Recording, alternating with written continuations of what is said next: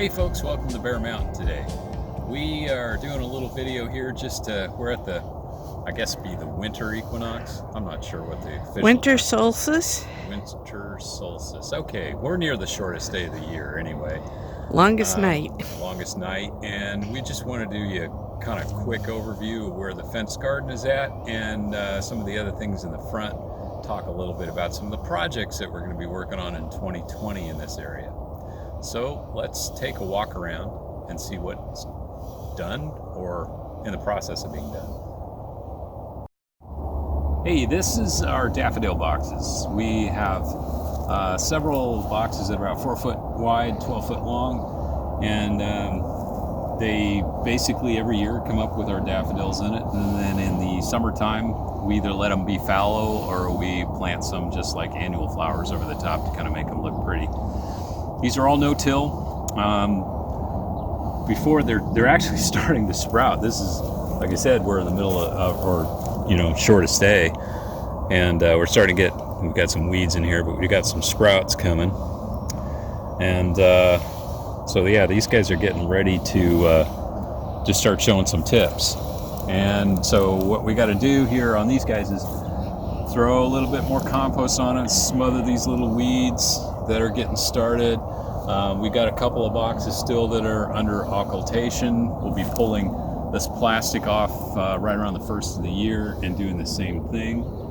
Then in the back two boxes, those will be our late spring anemones behind me in those boxes. They're actually, we leave them there and they re-sprout up usually in January. We also have extras to fill in the if we lose empty any, spots. it's extras.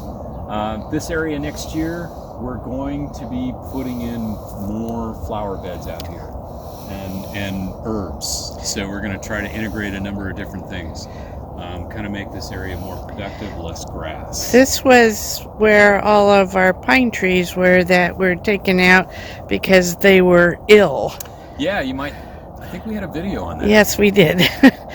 But this is now completely a different climate out here. Yep. It's in full sun now, and it opens us up to a whole lot of other things that we can grow out here, and so we're excited about all the possibilities of having stuff in this area. Absolutely. Mostly stuff that deer don't eat. That's the idea. And they're useful either medicinally or culinary wise, or even as, a cut flower set. Okay, this area out here is kind of the interface between the driveway and the fenced garden. The fenced garden, as you can see, the fence is just rotting out and it's going to be replaced. That's a 2020 project. We'll start probably in spring, March-ish or so. The whole idea on this is we're going to replace the whole fenced perimeter with like an 8-foot deer fence that hopefully isn't ugly, and will look really good. We'll have gated entrances on all 4 sides with much better trellises that can handle roses. We have roses now that are in good condition for next year to grow onto arbors on all of them. And so I feel pretty good about that. We were able to save those guys. Last year we had an arbor over there. I was kind of thinking we were going to lose both of them, but I was able to do some propagation, and we now have good rose plants on both sides. So that's going to look super. The cottage garden, that little interface between the actual garden itself, this is actually very poor soil underneath this compost, but it does have daffodils in it, and we've got a couple remaining miniature rose plants. We'll probably backfill that out with either more rose plants, or we'll maybe put something in here that's a little more deer resistant. We're thinking of things like echinacea, maybe some yarrow, maybe a lavender plant or two. Herbs are what we're thinking about putting in out here in front. Lots of herbs the deer leave alone because of texture, fragrance, taste. Well, you got some spearmint over there. Yeah. I know what spearmint can do. Yeah. So yeah, we got to keep an eye on that one. So yeah, that's all this is going to be traded out, but it's just loaded with daffodils, and so we're going to try and maintain that when we're changing the fence. Right. Then behind us, we have, this is an area that is kind of a transitional area. It's not very great soil. We've got a couple of beds of daffodils in here that are under the tarps right now. We'll be pulling these tarps off in 2 weeks. They've been on now since early November. We're killing off perennial grasses, or as best as we can anyway, and many weeds. Eventually we're going to have beds in here that are more defined. When the daffodils are done in the summer, we'll be planting things over it like ornamental pumpkins or something of that nature. That'll fill some of the space. Plus, we're also going to be getting rid of all the grass, weeds, stuff that you see on the side. We'll probably have bark dust on it. So this will be a completed area with really nothing in the grass, weed, legume family growing out here on this side. In front, just as a, these were roses that have survived deer. And this one variety we got from Heirloom Garden Roses. I think they're just called Heirloom Roses now. Heirloom Roses, and it's called Oregon Trail. I don't even think you can get it anymore. But the beauty about this rose is it's got so many thorns on it all the way up to the bloom. It's really Deer bad. Don't really graze it. Never. They just, I mean, because the thorns are nasty from the start. So they just go, no thanks. It's a beautiful shrub type rose. It gets about another 2 or 3 feet taller. Yeah, actually in the spring we'll cut it down lower. But yeah, It's by summertime it's tangerine apricot colored roses. They're super fragrant and they don't hold in a vase, but boy, for something in your garden just to have as a specimen, it's a beauty. Yeah. And like you said, the deer just leave it alone. Yeah, I think it was bred by John Clements.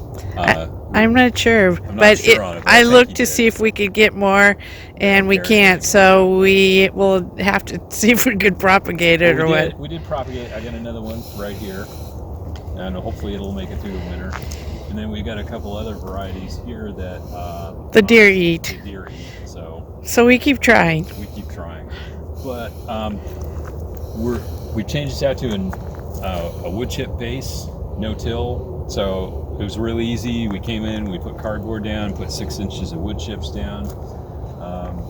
That should keep the weeds and grass and other garbage out of it. So yeah, both fences will be traded out. Yep. The fencing perimeter all the way around, plus the front fence, is going to be rebuilt next spring. So yeah, we got lots of projects here. Yeah, lots of projects. So let's at go least inside the garden and take a look at that. So at least we've got the garden going. Yeah, let's go look at that. The lettuce underneath. Now we've had a few frosty nights, and so this is kind of lettuce that was planted a while back. We lost a few to some slugs. This is an interesting fungus. So I've lost 3 of these guys. Something came in here and did a little nibbling, but that's why we have extra. But this is all protected pretty well from freezing temperatures at night. Looks like the crowns of the plants are still there, so if I put some sluggo around, I can probably prevent it. But this looks more like it might have been mice damage because it's pretty well ground down. I don't know. Anyway, sometimes bad things happen. You can see the guy got nubbed pretty good. There's a few weeds, but not too many. What is the weirdo thing next to it? That is called a basidiomycete, which is a form of fungus. It's just saprophytic, meaning that it is digesting the cellulose in the mulch and isn't really having any negative effect on the plants. That's the blooming portion of it. Just like, in some cases there's mushrooms. In this case, it's that's the part that blooms. And it goes away, after a while when it finishes its job. So anyway, this is just kind of how we can use it in the garden. So we have low hoops. You have 2 sets of hoops. The top set would be if we need to put plastic over it, say, to protect it from maybe like hail or something like that later on. It's not These are helpful. plastic. It doesn't hold for snow. No, because these are made out of plastic. Now you can make them out of metal, and they would hold snow. But these were just simply to put a light coating of something over the top, either some kind of spun bond to protect it, or a piece of plastic over the top to keep like hail or something like that from damaging the plants. We do have metal hoops that we switch out, right? Yes, we do. But in this case, even if it snowed on the lettuce, that probably wouldn't hurt them that much. So anyway, let's go What do you got back over here? talk about some other things in here. Well, this is just some greens that are overwintering. We've got some slug problems definitely in here going after the kale. Could also be birds. And then behind it we have radicchio. These guys are ready to start harvesting some leaves off of them. The onions, these are supposedly just green like onions, but we definitely got some things that are munching on those guys too. Yeah, sad part about this is I'm not sure if this is birds or slugs, or maybe it's a combination of both. When I poke around and I can't seem to find slugs, but I can see this is like birds doing stuff. So I'm kind of thinking that birds are going after the kale. What do you have over here? Well, over here we have, this will be for spring. We got a couple of small kales on this side, but this side over here we've got broccoli. So they look good. They look pretty good. They're young. We really put things in pretty late, and so I was kind of hoping maybe I would have got things in a little earlier, been a little bigger, but sometimes it just doesn't work out. But they'll come along. And then this bed over here is cauliflower, and really have had some slug issues on this bed. I guess as you can see, we have some mushrooms working away on the compost.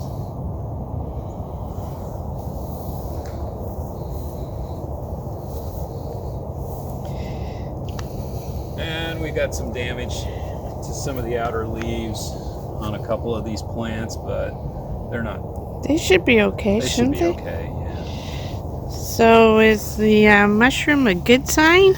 Yeah, again, it's what's called a saprophytic fungi. Basically, it is digesting the cellulose, woody chips that are in the compost.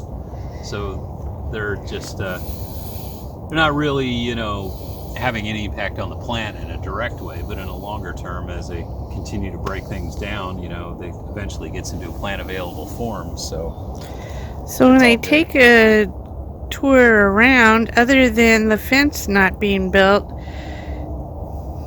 yeah, we got rid it seems like everything has been cleaned up. We got rid of the blackberry. This is middle of December, and we are composting them over there. We've obviously found some alliums, elephant garlic, that we didn't realize was still there. So I got to take care of that. The compost, as soon as that occultation over there is finished, I'll be flipping that pile over. And so we're running a compost pile within the garden. Yeah, that was refuse that we cleaned out of the blackberries and things. So eventually, though, that will be a planted area. Yeah, it'll all be planted, just like if you swing back right behind you where the asparagus bed is that we cleaned out. Back over here, it'll look just like this. Of course, we've got cleaning to do beyond the fence. Yeah. But we're working on that. And so this is all going to be asparagus all the way up to those poles. They're all dormant now. And so then we've got this area over here to plant. These are all beds that'll be ready for spring planting, peas and things like that. And So we got a lot of open space that's really ready to go. For the first time in a long time, we're way ahead on this. On this, we are ahead. Yes, on this. On this. So we're going to have a really nice spring and summer garden, right? That's our plan, yeah. And then we're cleaning out a kind of a wild area behind it. And we hope to be able to put like a chicken coop in there. And you know, just leave some of these shade trees, but we got to get rid of all this ivy and garbage in there, so that's a project unto itself. When is our plans to change the fencing out? It's going to be spring soon as the weather warms up. Probably going to start that one in March. You know, we'll take a segment at a time. We're going to build this fence up to be 8 feet, and then because it's going to be, we've got to make this area deer proof and maybe cat proof. I don't know. Get off the bed, Cobweb. Cobweb. Anyway, also out front, just we're redoing this area out here. What do you got under the white over there? Those are my medicinal plants. We don't talk about that. It's spinach. We've had some slug damage on these guys too. Really got to work this out, get it to a point where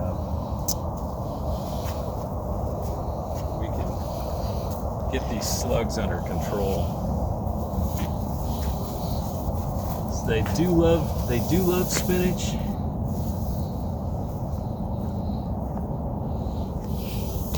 And once again, we're just protecting them just to give them a break, right? Yeah, it's been pretty cold the last few nights, and so. But if it's above, if it's like 35 and above, we're leaving these open, right? Yeah. And it's like, see, I lost another lettuce plant right here. Now this one's a little different. That looks. That one looks like it just got sick for some reason. It rotted off. Not sure why. It was damaged a while back by slugs, and I think it just finally gave up. Yeah, you can see the munchings. Yeah.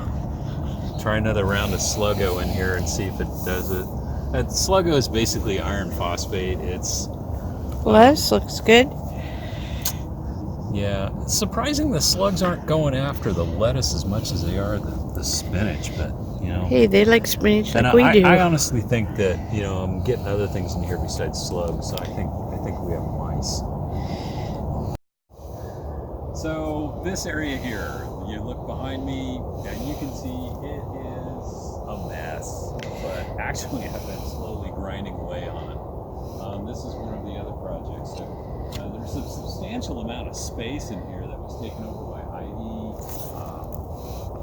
ivy. Ivy, which we did not put in. No, it was here. Its own devices. It took does over. Bad things. Like it's in the trees, and so I gotta work on getting those things out, and then we're gonna be cleaning this down. This area here is going to be, we'll clean it down. This area here will be our, we're gonna put a chicken coop in here, a nice looking one, which will help also give us some extra issues for fertility and stuff for the flower beds in the front. And how about a design studio? Yeah.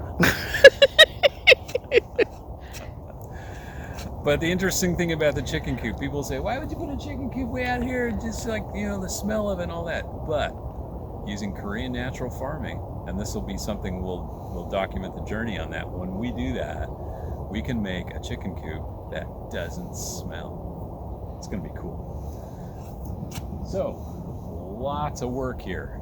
And, you know, for a guy who doesn't own a chainsaw, this is a challenge. Hey, it's your gym, fitness center. Yeah, I'm going to be using an axe and a lot of hard work. So, anyway, I want to thank you guys for coming along today. Just kind of giving you an update of where we were on the fence garden project for 2020, and kind of excited about next year. So hope you all have a great holiday season, and want to thank you all for watching our videos through the course of the year. And please hit thumbs up or subscribe or even comments. I'll try to get back to them better than I have been. And thanks a lot for watching today. Bye-bye. And I forgot to tell you this most important thing, and you have a good day. Bye. Bye-bye.